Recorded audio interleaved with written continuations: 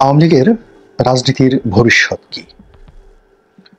এই দলটি কি আদৌ টিকে থাকবে, নাকি ভারতের মদদে তারা আবার নতুন করে বাংলাদেশে ফিরে আসবে এবং ফিরে এসে অতীতে যা কিছু করেছিল সেগুলোকে আরো বহু বহু গুণ শক্তিমত্তা নিয়ে, কৌশল নিয়ে এবং প্রতিশোধ স্পৃহা নিয়ে তারা প্রতিপক্ষের উপর ঝাঁপিয়ে পড়বে, নাকি অতীতে যে সকল আওয়ামী লীগের নেতা এবং কর্মী খুন, ধর্ষণ, রাহাজানি, সামাজিক অপরাধ, আন্তর্জাতিক অপরাধ, মাদক চোরাচালান, অর্থ পাচার থেকে শুরু করে বিভিন্ন রাজনৈতিক গুন্ডামি, বদমায়েশি এবং অনৈতিক কর্মকাণ্ডে জড়িত ছিল,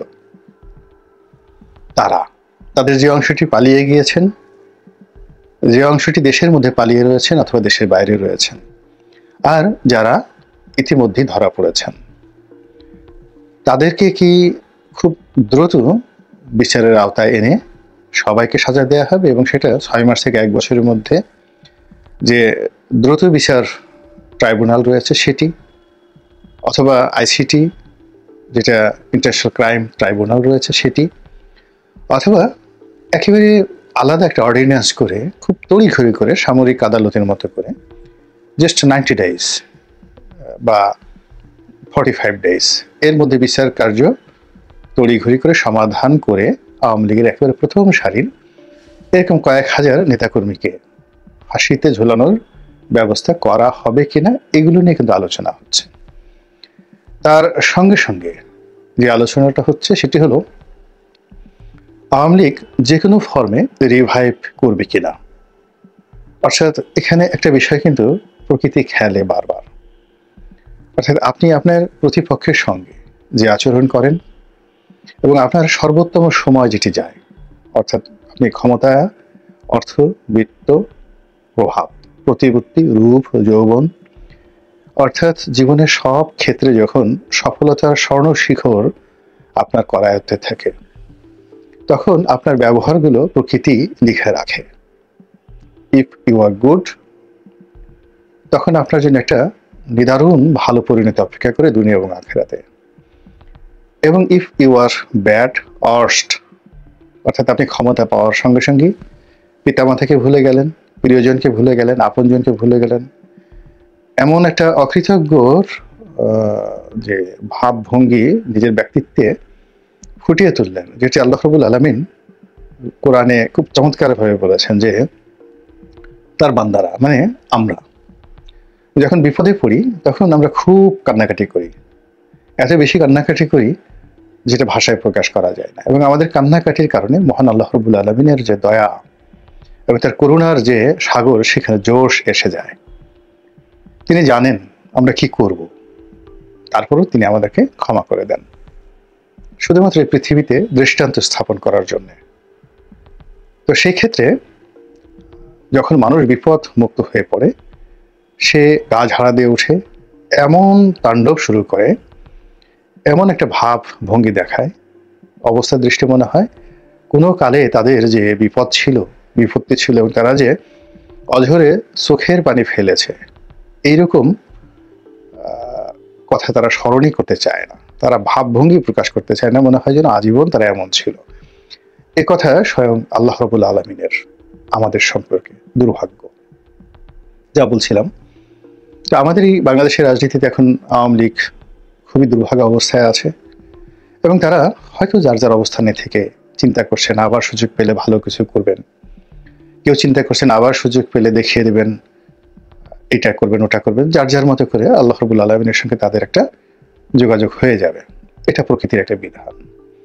কিন্তু এই সময়ের মধ্যে গত 100 দিনে আমরা যে জিনিসটা দেখলাম যে গত 15 বছর ধরে কিংবা তারও অধিক কাল, ধরুন গত 20 বছর ধরে যারা দুর্ভোগে ছিলেন, দুর্দশার মধ্যে ছিলেন এবং সেই দুর্ভোগ এবং দুর্দশা থেকে রক্ষা পাওয়ার জন্য অঝরে কেঁদেছেন, বারবার তওবা করেছেন জিন্দেগিতে আর রাজনীতি করবেন না, তাদের অনেকের এই পরিবর্তিত অবস্থায় আমরা যে রণমূর্তি দেখছি এবং তাদের যে কামনা, বাসনা, চাহিদা, অঙ্গভঙ্গি এবং তাণ্ডব, মন্দ কাজের তাণ্ডব, অকৃতজ্ঞতা, কৃতঘ্নতা, তারপর সন্ত্রাস, সব মিলিয়ে এই জমিনে এরকম একটা রসায়ন তৈরি করে ফেলেছে যে মানুষের মন বিগড়ে গিয়েছে।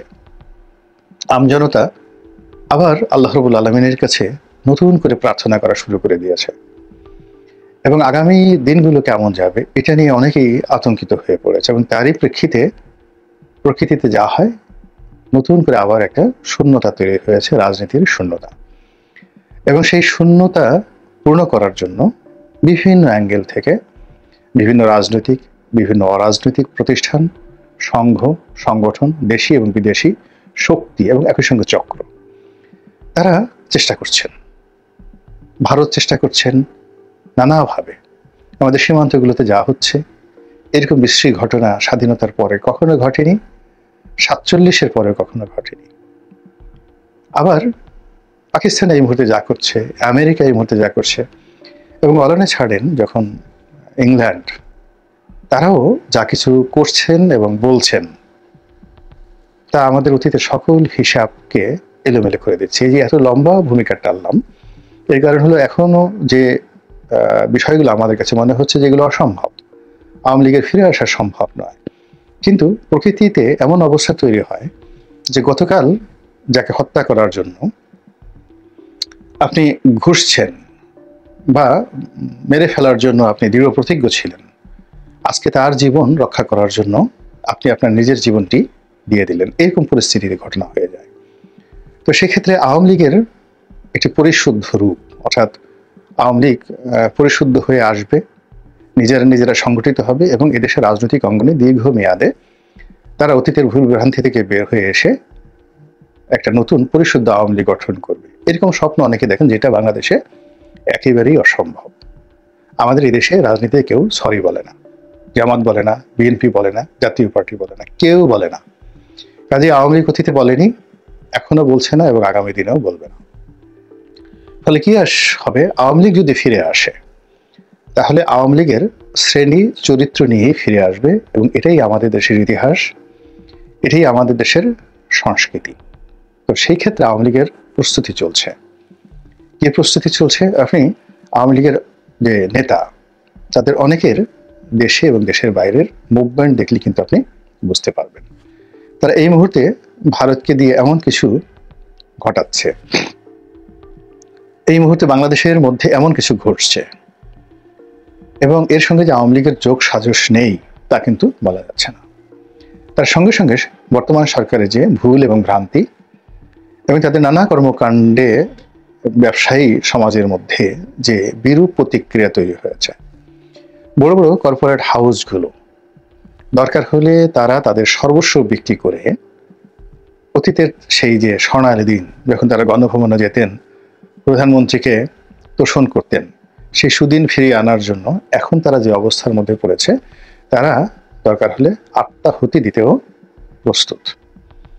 অনেক ব্যবসা প্রতিষ্ঠান বন্ধ হয়ে গেছে, অনেকে বন্ধ হওয়ার মতো অবস্থায় পড়েছে, অনেকের দেশ বিদেশের সহায় সম্পত্তি নিয়ে যেভাবে টান দিয়েছে, তার জন্য তারা সবাই মিলে একটি মরণ কামড় দেবে এবং একটি যাকে বলা হয় আওয়ামী লীগকে পুনর্বাসন করার জন্য একটি প্রকল্প তারা বাস্তবায়ন করবে। এটা একেবারেই স্বাভাবিক এবং আমরা পাক ভারত উপমহাদেশ নয়, সারা দুনিয়ার ইতিহাসে দেখেছি যখন একটা বিপ্লব হয় সেখানে খুব অল্প সংখ্যক ক্ষেত্রে বিপ্লব পরিপূর্ণভাবে সফল হয়। পৃথিবীতে যে কটি বিপ্লব একেবারে খুব পূর্ণমাত্রায় সফল হয়েছে, সেই বিপ্লবের মধ্যে কিউবার বিপ্লব এবং এই যে বর্তমানে সৌদি আরব যে চালাচ্ছেন ইবনে সৌদ পরিবার, তাদের সেই ওয়াহাবি বিপ্লব, এই দুটো বিপ্লব পরিপূর্ণভাবে আজ পর্যন্ত সফল হয়ে টিকে আছে। এর বাইরে অন্য যে বিপ্লবগুলো হয়েছে, এর 99% বিপ্লবই প্রতি বিপ্লব দ্বারা প্রতিহত হয়েছে, ভ্যানিশ হয়ে গেছে এবং বেশিরভাগ ক্ষেত্রে সাবেক রেজিম, মানে যাদের বিরুদ্ধে বিপ্লব হয়েছিল, তারা আবার প্রকারান্তে ফিরে এসেছে। তো আওয়ামী লীগ এই বিষয়গুলো, তারা বাংলাদেশে এখন যারা আওয়ামী লীগকে ভয় দেখাচ্ছেন, তাদের সাথে 1000 গুণ বেশি বোঝেন, জানেন এবং তাদের সেই 1954 থেকে 1954 সন থেকে আজ অবধি বিরূপ পরিস্থিতি মোকাবেলা করার অভিজ্ঞতা আছে, বিরূপ পরিস্থিতিতে টিকে থাকার জেনেটিক জিনগত যে বৈশিষ্ট্য, এটি আওয়ামী লীগের রক্ত, মাংস, অস্থি, মজ্জা এবং মস্তিষ্ক একেবারে পাকাপোক্ত হয়ে গেছে। কাজেই এই যে বর্তমান যে সমস্যাগুলো আমরা দেখছি, আওয়ামী লীগের লোকজন কিন্তু এই সময়ের মধ্যে সবকিছু তারা সামলে নিয়েছে। 99% আওয়ামী লীগের জেলার লোকজন তারা এখনো বাংলাদেশে আছেন।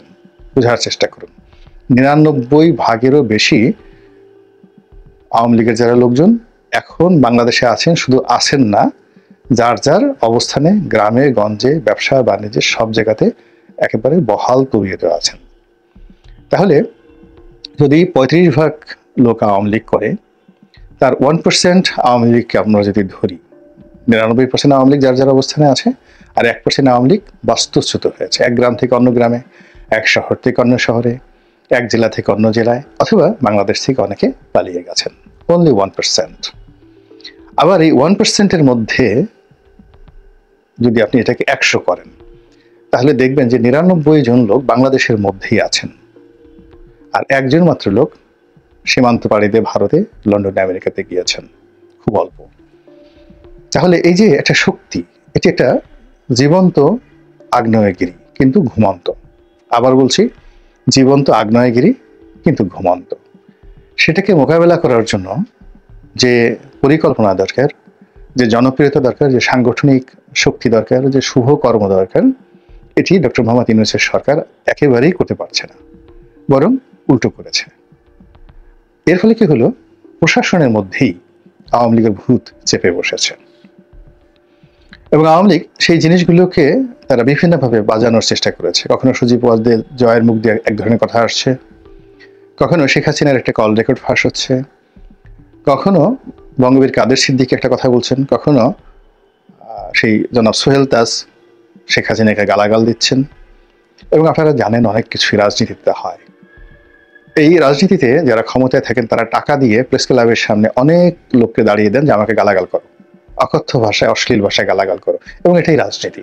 তো কাজে যারা শেখ হাসিনাকে গালাগাল করছেন খুব অশ্লীল অশ্রাব্য ভাষায়, আওয়ামী লীগকে যারা গালাগাল করছেন এবং শেখ হাসিনার পরিবর্তে ডক্টর ইউনূসকে ত্রাণকর্তা মনে করছেন, ওর মধ্যে যে বা ওনার মধ্যে যে শেখ হাসিনার ভূত নেই, একথা কিন্তু বলা যাবে না। তো সেই দিক থেকে শেখ হাসিনার যারা লোকজন আছে তারা একটা ডেডলাইন দিয়ে রেখেছে, সেটি হলো ডোনাল্ড ট্রাম্প 20 তারিখে ক্ষমতা লাভ করবেন, এবং সেই 20 তারিখের পরে আপনি দেখবেন কত দ্রুত তারা মাঠে নেমে যায়। এবং সেটি এখনো অনেক সময়, এর কারণ হলো পুরো ডিসেম্বর মাস এবং জানুয়ারির 20 তারিখ। এই সময়টি যদি ইউনূস সরকার এবং তার সমর্থক যারা রয়েছেন তারা এই আওয়ামী লীগের এই 20 তারিখের পরের যে ডেডলাইন, এটাকে মোকাবেলা করার জন্য প্রস্তুতি নিতে পারে, তখন এক ধরনের সমীকরণ রচনা হবে। আর যদি তারা ক্রমশ এখন যে দুরবস্থার মধ্যে আছে, তাদের এই দুরবস্থা বাড়তে থাকে, হানাহানি বাড়তে থাকে, ব্যর্থতার পরিমাণ বেড়ে যায়, তাহলে আওয়ামী লীগের যে ডেডলাইন, এটি 20 তারিখ থেকে এগিয়ে 20শে ডিসেম্বর যে হবে না, এই কথা